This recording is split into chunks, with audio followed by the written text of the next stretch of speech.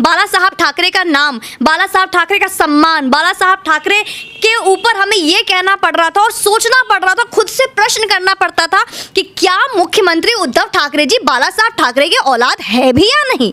हमें तो इस बात पे शक होता था और है। बाला साहब ठाकरे आज भी सबके दिल में जीवित हैं। बाला साहब ठाकरे की छवि हमें उनके पुत्र में नहीं दिखती, इस बात की दिल में कसक है, इस बात का दुख है कि अगर बाला साहब ठाकरे की इतना सा भी अंश अगर उद्धव ठाकरे जी में होता तो शायद महाराष्ट्र और पूरा हिंदुस्तान गर्व करता महाराष्ट्र की राजनीति में। और जो ये बात उठकर आती है कि अपने बाप के नाम पे राजनीति करो, मेरे बाला साहब ठाकरे के नाम पर क्यों करते हो, तो तुम कर लेते ना बाला साहब ठाकरे के नाम पे राजनीति, तुम कर लेते बाला साहब ठाकरे के सिद्धांतों की राजनीति, तुम बचा लेते बाला साहब ठाकरे की सम्मान को बचा लेते। तुमने तो कुछ भी नहीं बचाया, ना ही बाला साहब ठाकरे के सम्मान, गरिमा और उनके जितने भी वसूलों थे सबको तुमने तार तार कर दिया। और आज तुम्हें अपना बाप याद आ रहा है कि तुम मेरे बाप का नाम नहीं अपने बाप का नाम इस्तेमाल करो। तो ये आपकी भाषा का पता चलता है कि यह आपका पता चलता है कि आप कितने गिरे हुए हो। दोस्तों, महाराष्ट्र में इस समय सियासी उठापटक ऐसे मचा हुआ है कि संजय राउत कहते हैं कब तक रहेंगे गुवाहाटी में, आना पड़ेगा चौपाटी में। यानी संजय राउत चौपाटी में क्यों बुलाना चाहते हैं? आखिरकार जो विधायक शिवसेना छोड़कर गए हैं उनको चौपाटी बुलाकर आखिरकार संजय राउत क्या दिखाना चाहते हैं, कौन सी धमकी है? इसी मुद्दे पर बात करने के लिए हमारे साथ सामाजिक कार्यकर्ता सुमन पांडे जी हैं। सुमन जी, जिस तरह से संजय राउत जी कहते हैं कि कब तक रहेंगे गुवाहाटी में, आना पड़ेगा चौपाटी में, कैसे देखते हैं इस मामले को?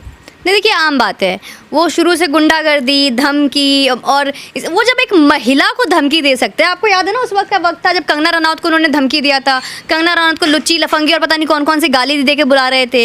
वो गाली मुझे याद भी नहीं आ रही, पता नहीं क्या क्या गाली बोलते थे वो। तो जब एक महिला को जो अभद्र भाषा इसका इस्तेमाल करके टिप्पणी कर सकता है, वो तो फिर भी उन्हीं के नेता दल है, उन्हीं के विधायक हैं, उन्हीं के पार्टी के हैं और एक पुरुष हैं। तो वो कितने गिरे हुए व्यक्ति है उसके बारे में हमें बात करने का और इसके बारे में बहुत आश्चर्यचकित होने की कोई ज़रूरत नहीं है। उनका यही रूप है, यही रंग है। अगर वो बीच में याचिका और याचना करते जैसे शब्द का उन्होंने इस्तेमाल किया तो एक मजबूरी वश था और वो कहीं ना कहीं उद्धव ठाकरे जी का एक कंट्रोल था कि नहीं, थोड़ा सा अच्छा करके देखते हैं, क्या पता वो लोग वापस आ जाए, लॉलीपॉप दे के देखते हैं कि क्या पता वो काम कर जाए। तो लॉलीपॉप काम आया नहीं तो असली चेहरा और असली रंग दिखा दिया उन्होंने। तो यही धमकी है। आज देख लीजिए, 15 MLA को Y+ सिक्योरिटी मिली है केंद्र की तरफ से, और क्योंकि ये डर और ये धमकी की वजह से ही मिली है। और ये सिर्फ डर या धमकी नहीं है, ये ऐसा कर सकते हैं क्योंकि ये यही करते आए हैं। आज महाराष्ट्र की जनता बंगाल की जनता की तरह ही डरी हुई है, वहाँ की पब्लिक ऐसे डरी हुई है क्योंकि ये डर का माहौल बना के रखा है उन्होंने। एक आम बाहर का इंसान जाकर वहाँ पे, चाहे वो सेलिब्रिटी क्यों ना हो, आपने देखा सुशांत सिंह राजपूत जो एक आउटसाइडर सेलिब्रिटी था, जब वो नहीं टिक पाया वहाँ पे, जबकि वहाँ की सत्ता ही ऐसी है, मूक और अंधी बहरी गुंगी सत्ता है। जो मराठी है, जो उनके हाँ में हाँ मिलाएगा, जो संजय राउत जी के हाँ में हाँ मिलाएगा, जो शरद पवार जी के हाँ में हाँ मिलाएगा या फिर वहाँ के मुख्यमंत्री के हाँ में हाँ मिलाएगा, वही वहाँ पे रह पाएगा। आज इतनी बड़ी जो बगावत हुई है उससे डेफिनेटली कुछ नया देखने को मिलेगा और ये चीज़ें हो रही हैं वो उसमें बदलाव आएगा। जी, जिस तरह से अगर बात करें शिवसेना उद्धव ठाकरे की, अगर बात करें या संजय राउत की बात, उनका कहना है कि जो ये विधायक गए हैं वो शिवसैनिक नहीं है, शिवसैनिक तो असली यहाँ पर हैं, ये तो विधायक हैं। कैसे देखते हैं, क्या ये शिवसैनिक हैं या वो शिवसैनिक हैं? देखिए, शिव सैनिक का जो आज परिभाषा देते हुए दिख रहे हैं ना, हाथ में कलावा पहना दिया, अब वो शिव सैनिक का जो हाथ में झंडा लेके घूम रहे हैं और अपने आप को हिंदू बना लिया उन्होंने, हिंदूवादी बनने गए हैं। ये शिव सैनिक, हिंदुत्व, हिंदूवादी, ये कुछ दिन पहले तक कहाँ थे, कहाँ चले गए थे? वो उस वक्त जब सर पे नमाजी टोपी पहन के बैठ जाते थे, इफ्तारी पार्टी करते थे आप, जब उस वक्त आप पाल घर के साधुओं को लिंचिंग करते थे, साधुओं को बीच सड़क पर मरवाते थे, पंडितों के मंदिर में अंदर हत्या हो जाती थी, उस वक्त कहाँ गई थी आपकी हिंदुत्व धारा और शिव सैनिक वाली बातें? उस वक्त तो आपको भूल गए कि आप किसके बेटे हैं, किसके पुत्र हैं। बाला साहब ठाकरे का नाम, बाला साहब ठाकरे का सम्मान, बाला साहब ठाकरे के ऊपर हमें ये कहना पड़ रहा था और सोचना पड़ रहा था, खुद से प्रश्न करना पड़ता था कि क्या मुख्यमंत्री उद्धव ठाकरे जी बाला साहब ठाकरे के औलाद है भी या नहीं। हमें तो इस बात पे शक होता था और है। और ये चीज़ कहीं ना कहीं आप देख लीजिए, कहने के लिए कठपुतली मात्र थे, जैसे कि हमारे पूर्व मुख्यमंत्री मनमोहन सिंह जी थे जो कठपुतली थे, सिर्फ और सिर्फ हमारी मातोश्री राजमाता के नाम पे घूमते थे।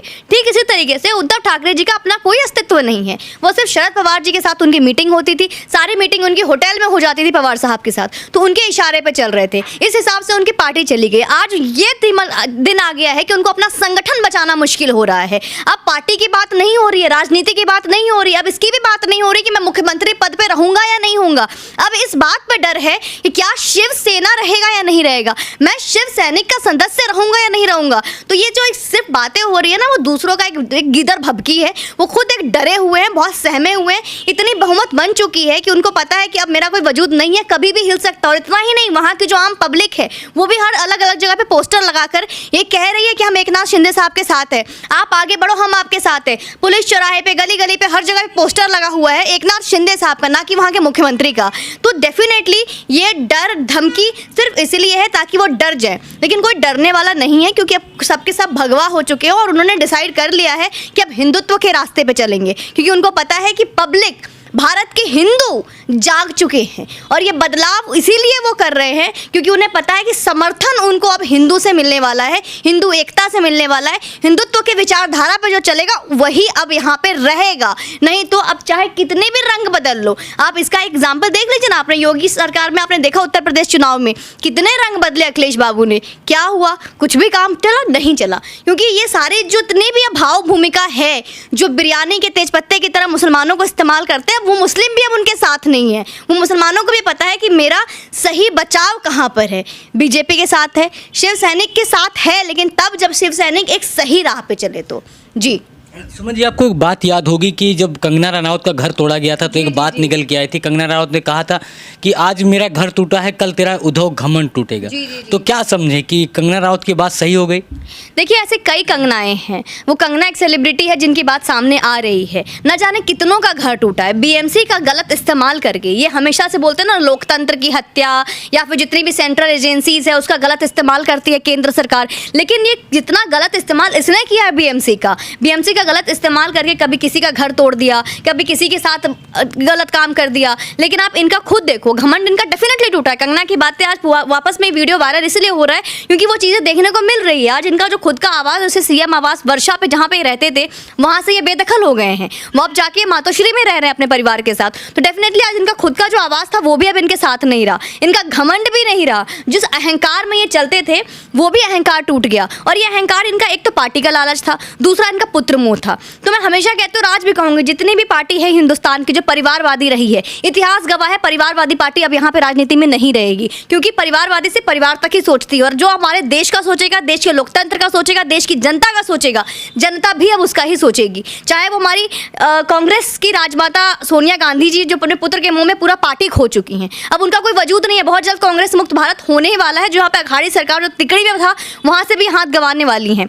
यहाँ पे आप देख लीजिए कि हर जगह जगह से वो गई। इसके अलावा अखिलेश यादव का भी देख लीजिए, परिवारवादी पार्टी था वो भी गया। और यहाँ पे महाराष्ट्र में भी पुत्र मोह में ठाकरे साहब अपने पड़े हुए थे, वो भी चले गए। तो हर डिसीजन, हर फैसला एक बंद कमरे में, जो एक 5 स्टार होटल के सेज पे और मेज पे नहीं चलेगा। जब अपने नेताओं से अगर आप डिस्कस नहीं करेंगे, उन्हें आप नहीं समझेंगे, उनको आप उनकी वैल्यू नहीं देंगे, उनको सम्मान नहीं देंगे, तो आपके नेता आपके साथ क्यों रहेंगे? कठपुतली की तरह नचाते थे आप अपने नेताओं को, जो आपके सामने जी हजूरी करे, आपके गलत में हाँ मिलाए, वो क्यों और कब तक? तो बिल्कुल डेफिनेटली उन्होंने साथ छोड़ दिया उनका, क्योंकि उनकी विचारधारा मैच नहीं करती थी उनके साथ। लेकिन शिवसेना का कहना है कि एकनाथ शिंदे पहले नाथ थे, अब तो दास हो गए हैं। जी देखिए, दास किस वक्त कौन किसका था और अभी भी दास कौन किसका है वो सबको दिख रहा है। आप किसके दास थे वो सबको दिख रहा है। आप अभी भी पवार साहब के दास और दासी बन के घूम रहे हो। आप अभी भी पवार साहब का जी हजूरी कर रहे हो कि पवार साहब बचा लो। अब उनको लगता है, तभी तो कहते फिर आज भी पवार साहब हमारे साथ है, कांग्रेस हमारे साथ है। वो कहते हैं ना, रण होगा, याचिका नहीं रण होगा, इस तरीके की बातें कर रहे हो। तो किसके दम पे और किसका दास बन के कर रहे हो वो दुनिया देख रही है। और अगर वो दास बन गए, मान लीजिए अगर एकनाथ शिंदे को दास कहते हैं तो बहुत अच्छी बात है, वो दास बना है हिंदुत्व का, दास बने हैं वो भगवा का। अगर वो दास बनकर आए हैं तो भगवा के नीचे आए हैं, तो बहुत अच्छी बात है। मैं तो कहती हूँ आप भी दास बन जाओ, हर कोई राम का दास बनने को तैयार है। मैं कहती हूँ मैं दासी हूँ, अपने राम की दासी हूँ, आप भी दास बनो ना। अपने संस्कृति, अपने सनातन धर्म को बचाने के लिए अपने श्री राम, अपने मालिक के दास बन गए, तो इसमें गलत क्या है? आज हर कोई अपनी विचारधारा का दास बना हुआ है। तो डेफिनेटली नरेंद्र मोदी कहते हैं कि यहाँ पे हम हनुमान हैं, हनुमान की तरह उड़ के जाते हैं, तो बहुत अच्छी बात है। है, हर कोई दास है, तो दास बहुत अच्छी बात है, हर हिंदू दास बनने को तैयार है, तो बदलाव है। पर उनको ये नहीं दिख रहा कि वो दास किसी नेता का नहीं है, वो दास किसी अभिनेता का नहीं है, पैसे का नहीं है, सत्ता का नहीं है, कुर्सी का नहीं है, वो दास ईश्वर का है, भगवा का है। तो वो चीज़ नहीं समझ पाएंगे वो। अगर वो समझते तो आज उनको ये दिन नहीं देखना पड़ता कि आज इस तरीके की भीगी बिल्ली बन के नहीं घूम रहे होते वो। जी, एक सवाल मैं ले लेता हूं कि जिस तरह से शिवसेना का कहना है कि इसके पीछे सारा का सारा जो प्लान है वो बीजेपी का, अमित शाह का। जिस तरह से भी आपने हाल में देखा देवेंद्र फडणवीस के साथ एकनाथ शिंदे और अमित शाह जी वहां पर थे, बड़ोदरा में मीटिंग हुई। तो कहते हैं ये सारा लोटस प्लान चल रहा है, इसीलिए सारे एकनाथ शिंदे 40 विधायकों के साथ अलग हो गए। देखिए, लोटस प्लान का तो नाम मैंने भी सुना कि कमल का फूल खिल रहा है, हर जगह कमल का फूल खिल रहा है, तो अच्छी बात है अगर ऐसा हो रहा है तो। और जहाँ पे बात अगर आपने मोटा भाई की है कि मीटिंग हुई है वडोदरा में, देवेंद्र फडणवीस की बात की है, तो इसमें कोई दो राय नहीं है कि देवेंद्र फडणवीस अब इस जो कार्यकाल हुआ है और जो चीज़ें हो रही है इस पूरे भूचाल में, अगर कोई सबसे लोकप्रिय नेता अगर उभर कर आ रहे हैं तो देवेंद्र फडणवीस है, जिनको इन्होंने बहुत ही दबाने की कोशिश की। लेकिन हर वक्त, चाहे वो कितनी भी बुरी परिस्थिति क्यों ना हो, कितनी भी दबाव भरी परिस्थिति क्यों ना हो, देवेंद्र फडणवीस हमेशा खड़े रहे हैं। चाहे वो सुशांत का मुद्दा हो, चाहे वो कंगना का मुद्दा हो, चाहे वो बीएमसी का गलत इस्तेमाल करके कुछ भी गलत इन्होंने किया हो, चाहे नेता को मुंह काले करके गधा पे बिठा के साड़ी पहनाया हो, हर वक्त देवेंद्र फडणवीस ने इनको मुंहतोड़ जवाब दिया है। और जहां पे अगर सरकार की बात आती है, गृह मंत्री की बात आती है, मीटिंग की बात आती है, तो केंद्र में सरकार बीजेपी की है, पूरा सिस्टम उनके हाथ में है। जिस तरीके से व्यवस्था में उथल पुथल हो रही है, शांति बनी रहे, तो उसमें डेफिनेटली केंद्र सरकार मीटिंग करनी चाहिए। अगर ये चुप होकर बैठ जाते, कोई मीटिंग नहीं करते, कोई वार्तालाप नहीं करते, और महाराष्ट्र का अगर सिस्टम पूरा खराब हो जाए, जिस तरीके से धमकी ये दे रहे हैं कि अब बाहर आके दिखाओ, चौपाटी में आकर दिखाओ, गुवाहाटी में कब तक बचोगे, तो ये सारी चीज़ें जो हो रही है, अगर केंद्र सरकार इसमें हस्तक्षेप ना करे तो क्या पता आपके द्वारा क्या दंगा का माहौल कर दो। तो महाराष्ट्र आपका नहीं है, मैंने पहली बार नहीं बार बार बोला है। इनको लगता है कि महाराष्ट्र इनका है, महाराष्ट्र इनका नहीं है, और ये इनकी सबसे बड़ी गलतफहमी है। महाराष्ट्र हमारे देश का हिस्सा है, जैसे नई दिल्ली है, जैसे बिहार है, जैसे गुजरात है, वैसे महाराष्ट्र है। तो महाराष्ट्र की व्यवस्था को संभाले रखना केंद्र की जिम्मेदारी बनती है। तो डेफिनेटली अगर वो मीटिंग हो रही है तो बहुत अच्छी बात है, केंद्र में उनका काम है हस्तक्षेप करना, जिससे सिस्टम में एक शांति का माहौल बना रहे। जी, एक सवाल आता है कि जो बातें हो रही हैं कि बाला साहब ठाकरे खाली ठाकरे खानदान के हैं, क्या बाला साहब ठाकरे खाली शिवसेना के, जहाँ पर उद्धव ठाकरे बैठते हैं उन्हीं के हैं, हमारे नहीं हैं, आपके नहीं हैं, या एकनाथ शिंदे के नहीं हैं? देखिए, बाला साहब ठाकरे का नाम अगर मैं, आप या हर हिंदू लेके शत नमन करता है और ये कहता है वो अमर थे, अमर है और अमर रहेंगे, या आज भी उनके नाम से आंखों में आंसू आते हैं कि काश बाला साहब ठाकरे होते, तो ये दिन नहीं देखना पड़ता। वो इसलिए क्योंकि बाला साहब ठाकरे आज भी सबके दिल में जीवित हैं। बाला साहब ठाकरे की छवि हमें उनके पुत्र में नहीं दिखती, इस बात की दिल में कसक है, इस बात का दुख है कि अगर बाला साहब ठाकरे की इतना सा भी अंश अगर उद्धव ठाकरे जी में होता तो शायद महाराष्ट्र और पूरा हिंदुस्तान गर्व करता महाराष्ट्र की राजनीति में। और जो ये बात उठकर आती है कि अपने बाप के नाम पे राजनीति करो, मेरे बाला साहब ठाकरे के नाम पर क्यों करते हो, तो तुम कर लेते ना बाला साहब ठाकरे के नाम पे राजनीति, तुम कर लेते बाला साहब ठाकरे के सिद्धांतों की राजनीति, तुम बचा लेते बाला साहब ठाकरे की सम्मान को बचा लेते। तुमने तो कुछ भी नहीं बचाया, ना ही बाला साहब ठाकरे के सम्मान, गरिमा और उनके जितने भी वसूलों थे सबको तुमने तार तार कर दिया। और आज तुम्हें अपना बाप याद आ रहा है कि तुम मेरे बाप का नाम नहीं अपने बाप का नाम इस्तेमाल करो। तो ये आपकी भाषा का पता चलता है कि यह आपका पता चलता है कि आप कितने गिरे हुए हो, कि आज आपको कुछ भी नहीं मिला तो आज वही मृत पिता की याद कर रहे हो, क्योंकि उन्हें तुम्हें भी समझ में आ गई है कि तुम्हारी समझ, तुम्हारी राजनीति, तुम्हारी जो कूटनीति है किसी को आज तक समझ में ही नहीं आई, और लोग थक चुके हैं, उब चुके हैं, क्योंकि तुम्हें अभी तक लोगों ने सर पे इसलिए बिठाया, कुर्सी पे इसलिए बिठाया क्योंकि तुम उनके पुत्र थे। लेकिन ये बात तय है कि आपने देख लीजिए, गुरुद्रोण का पुत्र अश्वत्थामा आज भी भटक रहा है, लेकिन उनके जो प्रिय भक्त थे वो अर्जुन थे, तो हम अर्जुन को याद रखते हैं ना कि उनके पुत्र अश्वत्थामा को। तो शिष्य अगर एकनाथ शिंदे अगर उनके राह पे चल रहा है और बाला साहब ठाकरे के सिद्धांत पे चलकर, उनकी विचारधारा पे चलकर अगर सरकार बनाना चाहता है या बीजेपी में शामिल होना चाहता है या भगवा को आगे लेकर जाना चाहता है, तो डेफिनेटली हम उनका समर्थन करेंगे, ना कि उनका जो अश्वत्थामा रूपी पुत्र तो है गुरु का, लेकिन उन्हीं का सम्मान नहीं करता, उनके उसके अंदर शिष्टाचार नहीं है, धर्म और अधर्म का उसे परिभाषा नहीं पता, धर्म और अधर्म के बीच का उसको अंतर नहीं पता। तो डेफिनेटली वो भी अश्वत्थामा की तरह भटकता रहेगा, किसी एक दिन किसी चौराहे पे जाकर आपकी मृत्यु हो जाएगी और किसी को पता भी नहीं चलेगा। जी, लास्ट और आखिरी सवाल मैं ये ले लेता हूँ, जिस तरह से महाराष्ट्र इस समय राजनीति है, संजय राउत हर मुद्दे को लेकर सामने आ रहे हैं। संजय राउत, अगर हम बात करें सुशांत सिंह राजपूत का मामला रहा हो या आदित्य ठाकरे का मामला रहा हो, हर जगह आए।